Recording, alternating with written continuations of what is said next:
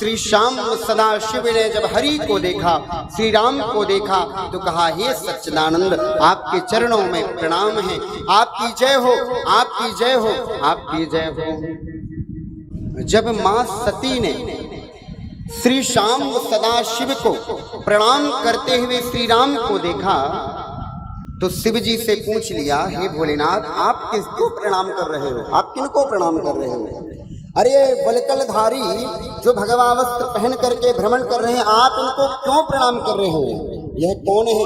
तब श्री शंकर जी कहते हैं, ज्येष्ठो रामो विधो विष्णु पूर्णांशो निरुपद्रवः। श्याम सदाशिव कहते हैं, हे सती, यह कोई और नहीं, श्रीमन नारायण के पूर्ण अवतार श्री रामभद्र हैं। मां सती ने कहा, ये रामभद्र कैसे हो सकते हैं, ये नारायण कैसे हो सकते हैं? अगर ये नारायण होते तो इन्हें पता होता कि मेरी पत्नी सीता कहाँ है। ऐसे विरहा विष्टिमानसम, ऐसे विरह अग्नि में तपते हुए, हाँ सीते प्रोच्चरंतम, इस तरह चित्कार करते हुए अपनी पत्नी को नहीं ढूंढते। अगर ये श्री राम होते, श्री नारायण होते। सती कहती हैं, हे भोले बाबा, मुझे विश्वास नहीं है ये नारायण है। श्याम सदाशिव ने कहा, हे सती, अगर विश्वास नहीं है तो जा करके आप परीक्षा ले लीजिए ताकि आपको विश्वास हो जाए। सीता रूपमहं धृत्वा गच्छेयं राम सन्निधौ। भगवती सती मां सीता का रूप बना करके पहुंची है। देखिए महाराज, रूप तो किसी का बना लोगे, लेकिन गुण कहां से पाओगे? स्वरूप तो बनाया जा सकता है, लेकिन जो उसके अंदर गुण है उसको कैसे प्राप्त करोगे?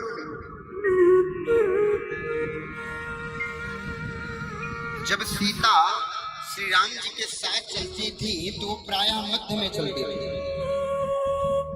आगे राम लखन पुनि पाछे, भय मध्य सिय सोहत कैसे, ब्रह्म जीव विच माया जैसे। आगे राम, मध्य में सीता, पीछे लक्ष्मण, ऐसे चलती थी। लेकिन जब सीता का स्वरूप बनाया माँ भगवती ने, तो वह श्री राम जी के आगे आगे चलने लगी। श्री राम कौन है? तो गोस्वामी तुलसीदास बाबा कहते हैं, सुमिरत जाई मिटे अज्ञान, सुमिरत जाए मिटे अज्ञान, सोई सर्वंग राम भगवान। राम सिया राम, सिया राम, जय जय राम, राम सिया राम,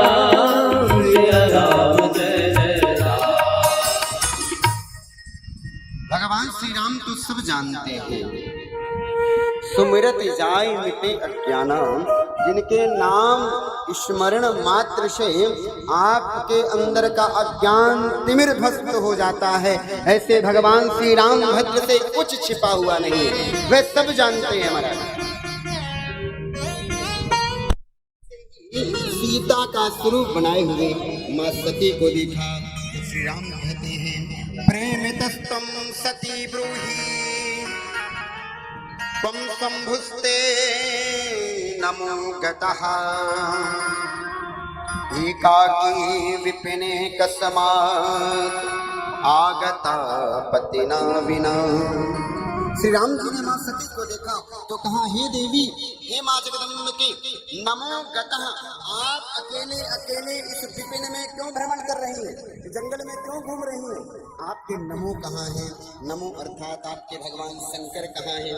आप अकेले यहाँ क्यों विहार कर रही हैं? एकाकी विपिने कस्मात् आगता पतिना विना, जोरी पानी कर कीन्ह प्रणाम, जोरी पानी कर कीन्ह प्रणाम, जोरी पानी कर कीन्ह प्रणाम,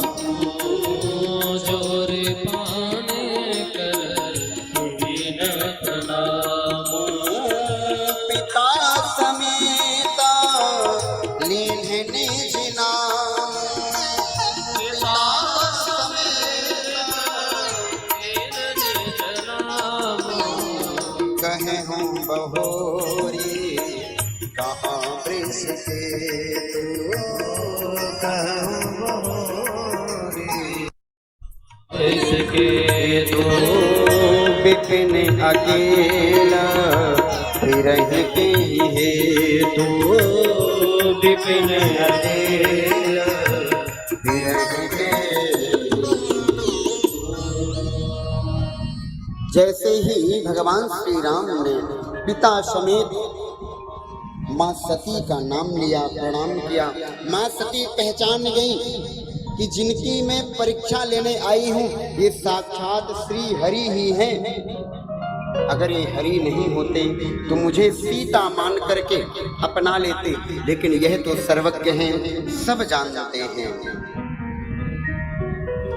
और माँ सीता का स्वरूप बनाए हुए माँ जगदम्बा सती भगवान श्री राम को प्रणाम करके वहां से चली गई। भगवान श्री राम को प्रणाम करके जैसे भोले बाबा के पास माँ सती पहुंची हैं, तो भोले बाबा ने कहा, हे देवी आप परीक्षा ले आई? तो जगदम्बा कहती हैं, हे प्रभु मैंने परीक्षा नहीं ली, जैसे आपने प्रणाम किया वैसे मैं उनको प्रणाम करके आ गई। कछु न परीक्षा लीन्हे गुसाई, कछु न परीक्षा लीन्हे गुसाई, कछु न परीक्षा लीन्हे गुसाई, कछु न परीक्षा लीन्हे गुसाई। कीन्हो प्रणाम तुम्हारे नाई, कीन्हो प्रणाम तुम्हारे नाई, कछु न परीक्षा लीन्हे गुसाई, कछु न परीक्षा लीन्हे गुसाई। हे भोले बाबा जैसे आपने प्रणाम किया वैसे हमने भी प्रणाम किया। भोले बाबा ने ध्यान धारण करके देखा तो क्या देखते हैं कि मेरी अर्धांगिनी सती ने मेरी मैया सीता का स्वरूप बनाया है। और जैसे ही माँ सती को सीता के स्वरूप में वो माँ सती का त्याग कर दिया, उनको त्याग दिया। जिनको मैं माँ मानता हूँ उनका स्वरूप बनाया है, अब पत्नी के रूप में सती को मैं कैसे स्वीकार कर सकता हूँ? अपने मन से ही त्याग दिया। धन्यस्त्वं परमेशानां तत्समुद्य तथा पणः। जैसे ही मन में संकल्प किया कोई देवताओं ने पुष्प वर्षा भोले बाबा के ऊपर की और कहा, हे भोले बाबा आप धन्य हैं, आप धन्य हैं, आपकी जय हो, आपकी जय हो, आपकी जय हो। क्योंकि यह अद्भुत प्रण है महाराज, यह प्रण कोई साधारण व्यक्ति कभी नहीं कर सकता। माँ सती ने पूछा, हे भोलेनाथ ये देवता आपकी जय जयकार क्यों कर रहे हैं? आपने कौन सा वचन लिया है, कौन सी प्रतिज्ञा ली है, आप मुझे सच सच बताइए। किन्हे कवन पण कहूँ कृपाला, किन्हे कवन पण कहूँ कृपाला, किन्हे कवन प्रण कहूँ कृपाला, किन्हे कवन प्रण कहूँ कृपाला। सत्य था मैं प्रभु दीन दयाला, सत्य नाम प्रभु दीन दयाला। हे भोलेनाथ आप सत्य सत्य बताइए कौन सी प्रतिज्ञा ली है। भोले बाबा सोचते हैं मन में, क्या मैं वही सत्य बताऊं जो आपने बताया है? आपने तो मेरे से झूठ बोला है, मन में सोच रहे हैं और मुझसे सत्य सुनना चाहती हैं, लेकिन मैं झूठ तो बोल नहीं सकता। अगर मैं सत्य बता दूंगा तो सती मैया अपने प्राणों को त्याग देंगी, इसलिए मैं सत्य भी नहीं बोल सकता।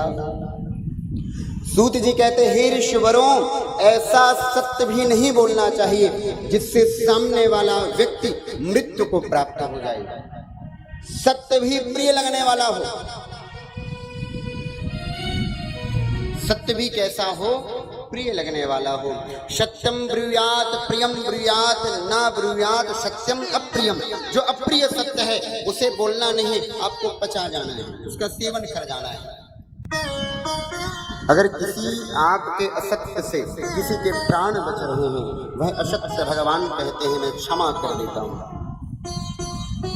सत्यम ब्रूयात प्रियम ब्रूयात न ब्रूयात सत्यम अप्रियम।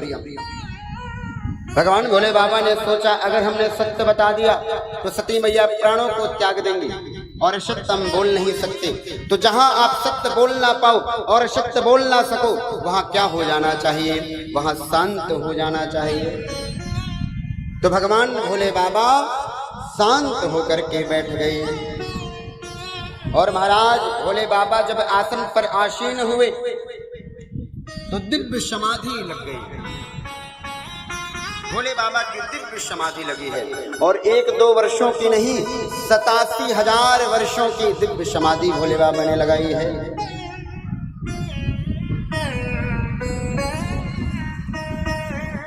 87,000 वर्षों के बाद जब भगवान शाम सदाशिव ने अपने नेत्रों को खोला तो उनके नेत्रों को खोलते हुए उनके नेत्रों से प्रेमाश्रु गिरे। बड़े ध्यान से सुनिए। आंखों से उनके प्रेमाश्रु गिरे और उसी अश्रु के माध्यम से रुद्राक्ष की उत्पत्ति हुई है। 87,000 वर्षों के बाद जब प्रेम के आंसू इस पृथ्वी पर गिरे हैं तो आंसुओं से क्या उत्पन्न हुआ है? यह रुद्राक्ष उत्पन्न हुआ है। इसलिए रुद्राक्ष भोले बाबा को बहुत ही प्रिय है। बीते सम्मत सहस 87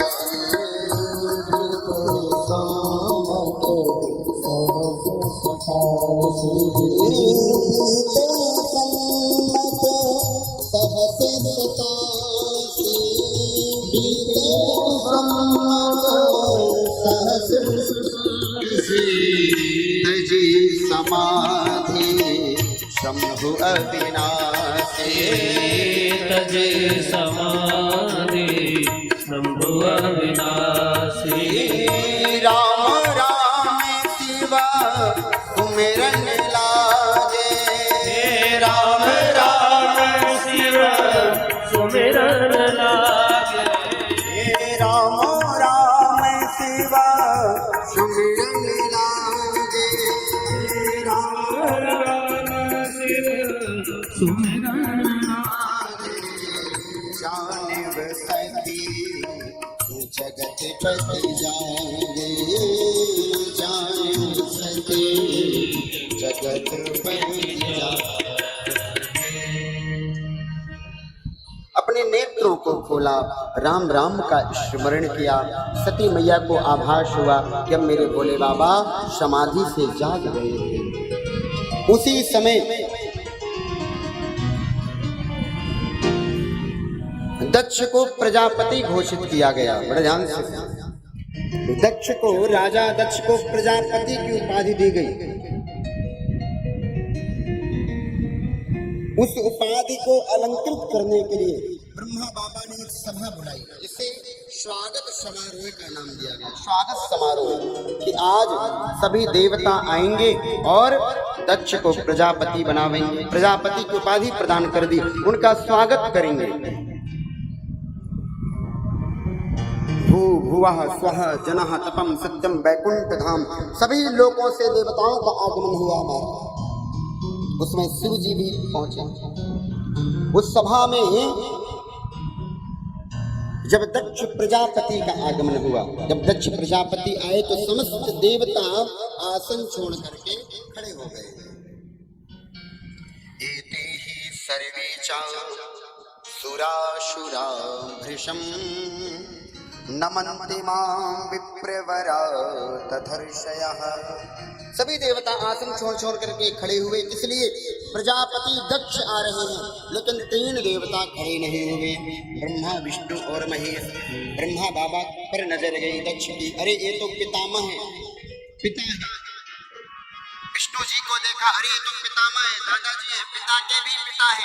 लेकिन जैसे भोले बाबा को देखा, भ्रकुटी टेढ़ी हो गई महाराज। अरे यह तो मेरी कन्या का पति है, यह क्यों नहीं खड़ा हुआ? अरे ये तो मेरा दामाद है। लगता है मुझसे ईर्ष्या करता है, इसलिए यह अपने आसन पर खड़ा नहीं हुआ, मुझे देख करके खड़ा नहीं हुआ, मुझे प्रणाम नहीं किया, नतमस्तक नहीं किया। ईर्ष्या हो गई दक्ष को।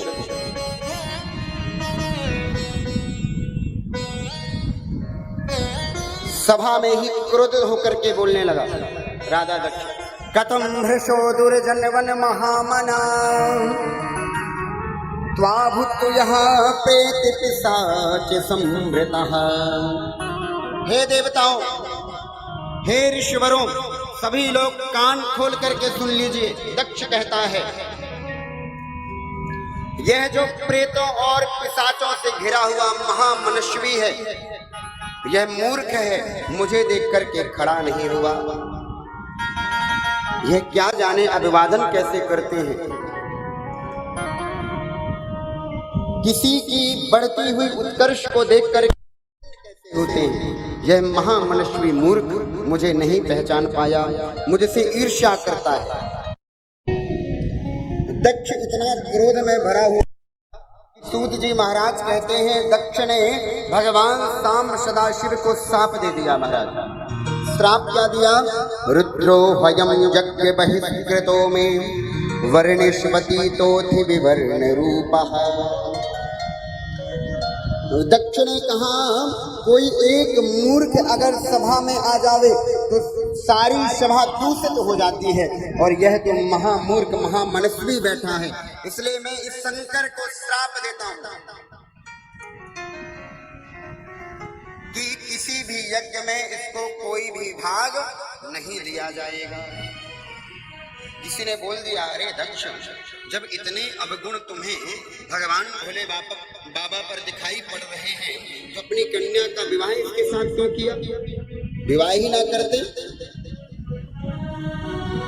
दक्ष ने कहा, वो तो मैं ब्रह्मा बाबा की बातों में आ गया था, मैं अपने पिताजी की बातों में आ गया था, नहीं तो मैं अपनी मृगलोचनी कन्या का विवाह मरकट लोचना, इस मरकट लोचन बंदर की आंख वाले शंकर से कभी नहीं करता। शंकर जी को बहुत सुनाया, लेकिन भोले बाबा क्या है? तितिक्षुवा हैं, सहनशील हैं। सुनते रहे, मुस्कुराते रहे, कुछ नहीं बोले। साप भी दे दिया, यज्ञ में कोई हिस्सेदारी नहीं होगी, यज्ञ में कोई भाग नहीं दिया जाएगा, तब भी कुछ नहीं बोले।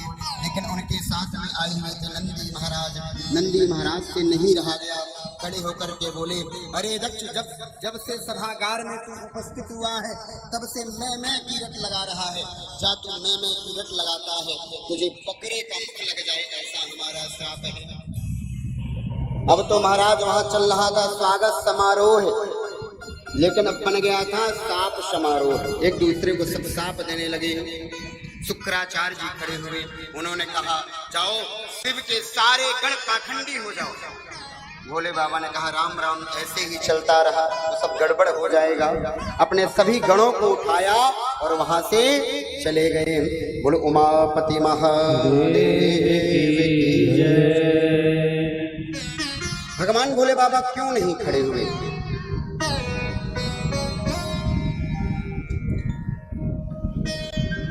देखिए, अगर कोई प्राणी आवे, कोई मनुष्य, एक छोटा सा उदाहरण लीजिए, अगर कोई मानव अपने कमरे के अंदर प्रवेश करे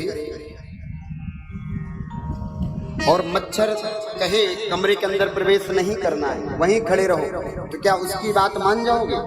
कभी नहीं, अभी तो मच्छर को मार दोगे। उसी प्रकार भगवान शाम सदाशिव के सामने वह दक्ष मच्छर की तरह है। किसकी तरह है? मच्छर की तरह है।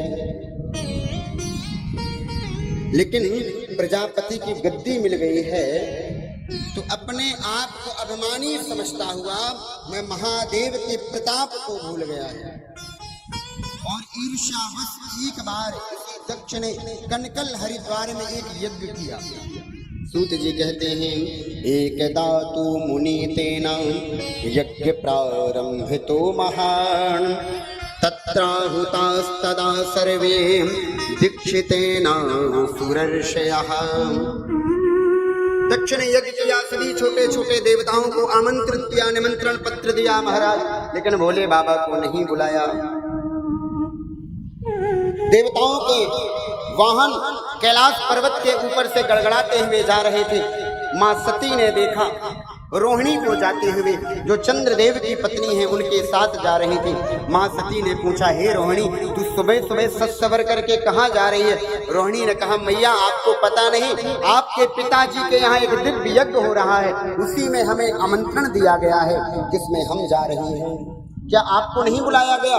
सती मैया ने सोचा कि अब हम क्या कहें, पिताजी के यहाँ यज्ञ हो रहा है और हमें ही नहीं बुलाया गया। तो रोहिणी मैया से कहा, हे देवी तुम चलो, मैं भी सज सवर करके आती हूँ। भोले बाबा के पास पहुंचे और सती मैया ने कहा, हे भोलेनाथ, आपके ससुर के यहाँ दिव्य यज्ञ हो रहा है, आपके ससुर जी क्या करा रहे हैं? यज्ञ करा रहे हैं। हे भोलेनाथ आप चलिए ना यज्ञ में। भोले बाबा ने कहा, हे सती ये बताओ कोई पत्र आया है, कोई आमंत्रण आया है, बुलाया गया है? सती मैया ने कहा, कभी कभी डाक गड़बड़ा जाता है, पिताजी हमसे बहुत प्रेम करते हैं, हम उनकी सबसे छोटी कन्या है, छोटी बेटी है, बहुत स्नेह करते हैं। हे भोलेनाथ कभी कभी जब बहुत बड़ा कार्य किया जाता है तो अभिन्न से अभिन्न व्यक्ति, जो प्रेमास्पद व्यक्ति होता है, वह भी छूट जाता है, इसलिए हे भोलेनाथ उनसे गलती हो गई होगी, उन्होंने पत्र अवश्य भेजा होगा लेकिन किसी कारणवश यहाँ आ नहीं पाया होगा। तब भोले बाबा ने वह वृत्तांत जो पूर्व में सांब सदाशिव के साथ घटित हुआ था, अभी तक सती मैया से बताया नहीं था, आज उन्होंने बताया कि क्यों नहीं बुलाया गया। सारा वृत्तांत बता दिया और कहा, हे सती उसी ईर्ष्या के कारण तुम्हारे पिता दक्ष ने यज्ञ रखा है। सती मैया ने भोले बाबा को समझाया कि हे भोलेनाथ छोटे मोटे झगड़े तो होते रहते हैं, इन छोटे झगड़ों में कभी अमूल्य रिश्ते नहीं तोड़े जाते हैं। आप साथ में चलिए, अगर आपको नहीं चलना है तो मुझे आज्ञा दे दीजिए, मैं अपने पिताजी को समझाऊंगी, डांटूंगी, क्योंकि मुझसे बहुत प्रेम करते हैं, मेरी बात मान जाएंगे और आपके चरणों में आकर के प्रणाम करके आपसे क्षमा याचना करेंगे। इसलिए हे भोलेनाथ मुझे अनुमति दीजिए। सांब सदाशिव ने कहा, हे सती रही मन धागा प्रेम का, मत तोड़ो चटका, टूटे से फिर ना जुड़े, जुड़ेगा पड़ जाए। जिस एक बार मन हट गया ना, एक बार गांठ लग गई, उसको हम कितना अपना बनाना चाहें वो कभी अपना नहीं बन सकता है, क्योंकि गांठ लग जाएगी वह दिखती रहेगी। जब प्लेन धागे में गांठ लगाई जाए वह दिखती रहती है और वह गांठ हमेशा याद आती रहेगी कि उसने मुझे ऐसा कहा था। इसलिए हे भोलेनाथ ये गांठ कभी नहीं जुड़ सकती है। भोलेनाथ ने कहा, हे सती यह गांठ कभी नहीं जुड़ सकती है और वहां बिल्कुल नहीं जाना चाहिए जहां जाने पर स्नेह ना हो। अरे किसी के जाने पर, किसी के घर में आप जा रहे हो, वहां हर्ष की प्राप्ति ना हो, वह आगंतुक आपके प्रेम में ना हो, आपका सम्मान ना करे, ऐसी जगह पर कभी नहीं जाना चाहिए। आवत ही हर्षे नहीं, नैनन नहीं स्नेह, तुलसी तहा न जाए, चाहे कंचन बरसे में।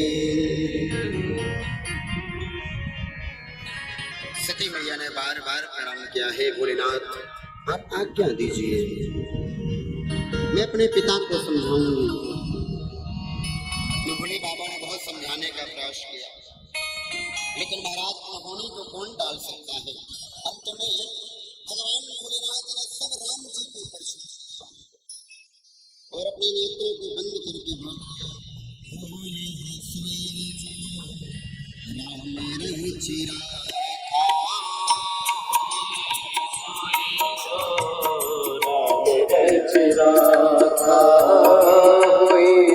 सोई जो राम चिरा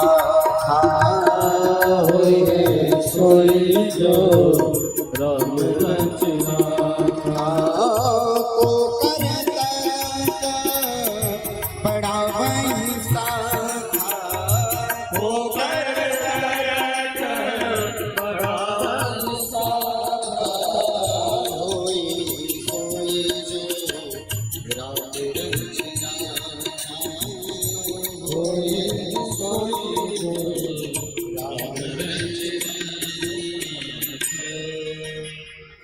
मैं सती भगवान भोले बाबा को प्रणाम करके अपने पिता की यज्ञ की ओर चली है। भगवान शिव जी ने अपने 60,000 गरुड़ों को साथ में भेजा है। 60,000 गण मां सती के साथ में चले हैं। गण षष्टि सहस्राहि रौद्र जगमुह शिव आज्ञा कौतूहलयुतः प्रीता महोत्सव समन्वितः। बड़ी सुंदर यज्ञ की आभा प्रभा महाराज। कनकल हरिद्वार में जहां पर यज्ञ हो रहा था उस यज्ञ भूमि में मां सती ने प्रवेश किया है। जब बहनों ने सती को देखा तो कहा हे बहन तू खूब आई है। वैसे तुझे बुलाया नहीं गया था लेकिन तू आ गई है चलो कोई बात नहीं। अपने पिता का घर नहीं छोड़ना चाहिए। अगर वहां पर किसी के मन में कोई क्षोभ था तो माँ के हृदय में था कि मेरी छोटी बेटी सती नहीं आई है। सभी बेटियां आई हैं, सभी बेटे हैं, सभी बेटियां हैं, छोटे छोटे देवता हैं, लेकिन मेरे दामाद भोले बाबा और मेरी छोटी बेटी सती नहीं आई है। उनके मन में बड़ा क्षोभ था। सादर भैली मिली एक माता। जब सती जी आगे बढ़ती रही उनके मन में भाव आया कि इन बहनों से क्या, बहनें तो बहनें होती है, कभी कभी बहुत अच्छी भी हो जाती, कभी कभी इनसे बढ़कर के तो कोई होता ही नहीं। लेकिन माँ का हृदय हमेशा सुंदर ही रहता है। सती मैया ने सोचा मुझे बहनों से क्या, मैं अपनी माँ से जाकर के मिलूंगी जो मुझसे प्रेम करते हैं, मैं अपने पिता से जाकर के मिलूंगी जो मुझसे बहुत स्नेह करते हैं। और जब माँ ने सती को देखा तो अपने अंक से भर लिया। सादर भैली मिली एक माता, सादर भैली मिली एक माता, सादर भैली मिली एक माता, सादर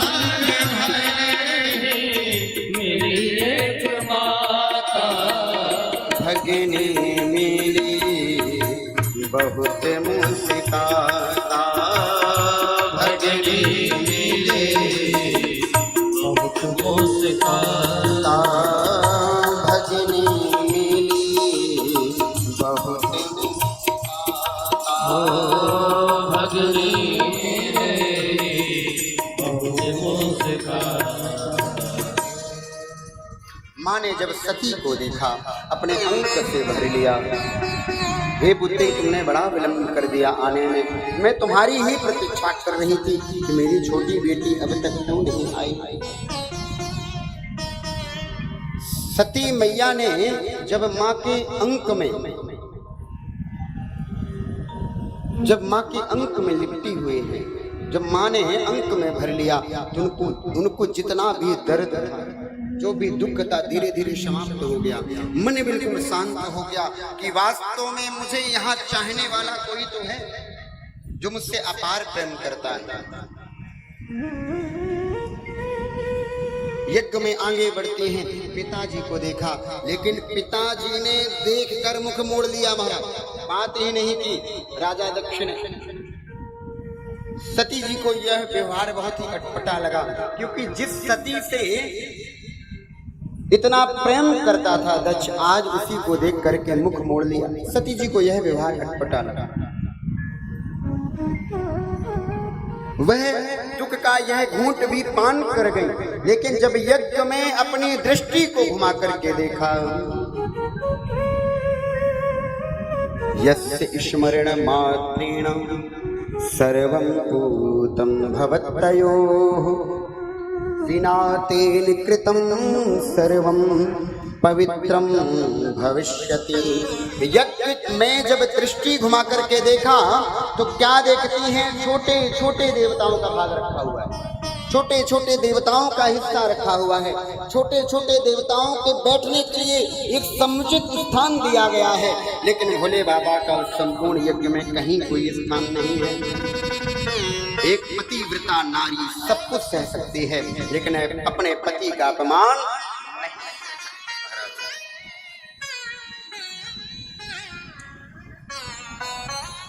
दक्ष की ओर मां सती गई। अब दक्ष के प्रति प्रेम नहीं है, क्रोध है, और कहा, हे दक्ष, तुम मुझसे तो विमुख हो जाओगे, लेकिन शंकर जी से आप कभी विमुख नहीं हो सकते।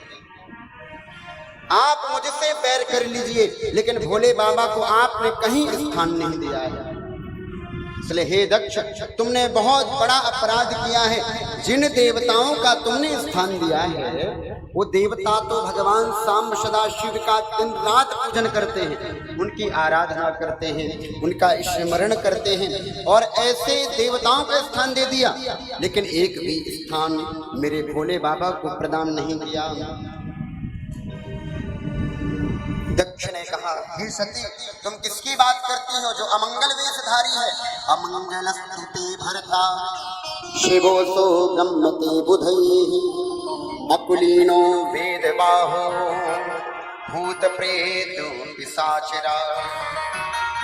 अरे वह अमंगल रहते हैं, तुम्हारा पति भूत प्रेतों से सेवित रहता है, ऐसे शंकर की बात करती हो? तब मां सती को बहुत क्रोध आया और कहा, हे दक्ष, अब तुम मेरे पिता नहीं हो, लेकिन जब तक मैं इस स्वर्णप में हूं तब तक आप मेरे पिता ही कहलाएंगे, लेकिन जब मैं इस देह को त्याग दूंगी तो आप मेरे पिता नहीं कहलाएंगे। क्यों? क्योंकि अगर मैं आज भगवान शिव का अपमान लेकर के कैलाश चली गई और वहां जाकर के जब मेरे भोले बाबा मुझे दक्ष कुमारी कह करके बुलाएंगे तो मेरे मन में बड़ी पीड़ा होगी, बड़ी ग्लानि होगी, अत्यंत दुख होगा। इसलिए अब मैं यह शरीर धारण नहीं कर सकती हूँ। मेरे वश में होता तो मैं तुम्हारी जीवा अभी निकाल लेती, लेकिन तुम मेरे पिता हो, मैं तुम्हें दंडित नहीं कर सकती हूँ, क्योंकि तुमने मुझे जन्म दिया है। मैं तुम्हें दंडित नहीं कर सकती, लेकिन मैं अपने आप को दंडित कर सकती हूँ। मैंने बात नहीं मानी, भगवान शंकर की बात नहीं मानी, इसलिए आज मुझे यह अमंगल देखना पड़ा। और उसी समय सती मैया ज्वाला देवी बनकर के प्रकट हो गई और धू धू करके जलने लगी। संपूर्ण अंग को मां सती ने जला दिया और राख में परिणत हो गई। महाराज, जो 60,000 गण उनके साथ आए थे, 20,000 गणों ने तो मां को जलता हुआ देख करके यज्ञ कुंडों में कूद करके ही अपने प्राणों की आहुति दे दी। 40,000 गण यज्ञ को विध्वंस करने लगे। तब देवताओं ने मिल करके उन गणों को भगा। सारा वृत्तांत नारद जी ने कैलाश पर्वत पर भोले बाबा को सुनाया। भोले बाबा को अत्यंत क्रोध आया। क्रोध में आकर के भोले बाबा ने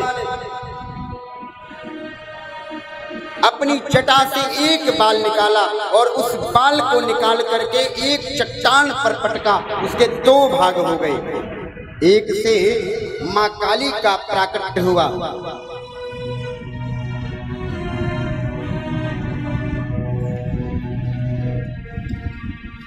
जटा के एक भाग से माँ काली का प्राकट हुआ और एक भाग से वीरभद्र का प्राकट हुआ। बोले वीरभद्र भगवान की जय, काली मैया की जय। तज्जटायः समुद्भूतो, तज्जटायः समुद्भूतो वीरभद्रो महाबलः। भगवान वीरभद्र अत्यंत बलवान महाराज। वीरभद्र की हजारों भुजाएं हैं, हजारों बड़े बड़े सर्प उनके कंठ पर पड़े हुए हैं। उनका रथ कितना बड़ा है तो 8 लाख हाथ लंबा रथ है वीरभद्र का। उसमें हजारों तीर हजारों सिंह जुटे हुए हैं।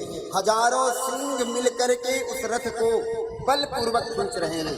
इतना विशाल रथ वीरभद्र का और उस पर हजारों भुजाओं के साथ, हजारों भुजंगों के साथ वीरभद्र शोभा पा रहे हैं। भगवान शिव ने आदेश दिया, हे वीरभद्र जाकर के दक्ष के यज्ञ को विध्वंस कर दो। गढ़हि समेता किलितैर महात्मा सवीरभद्रो हरिवेश भूषण सहस्रबाहुर जगदाधिपाट्यो ययो रथः प्रबलोत भीकरः। वीरभद्र संपूर्ण यज्ञ को विध्वंस कर दिए और अंत में एक पैर दक्ष की छाती पर रख करके और दक्ष की मुंडी को मरोड़ करके यज्ञ कुंड में स्वाहा कर दिया। बोली उमापति महादेव की जय।